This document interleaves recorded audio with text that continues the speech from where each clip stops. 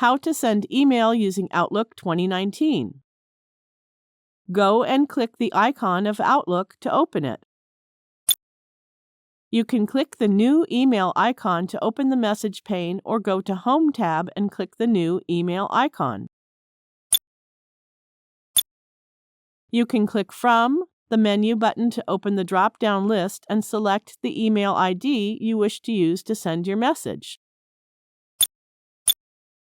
Enter the recipient into Input box.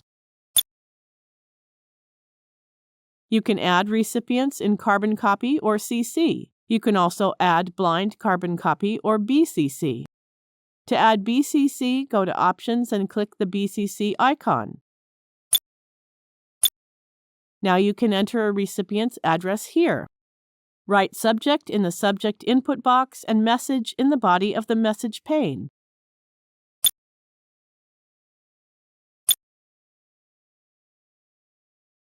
To customize your text, go to Format Text. You can use these word processing options and customize your text message. Now click the Send button. Now you know how to send email using Outlook 2019.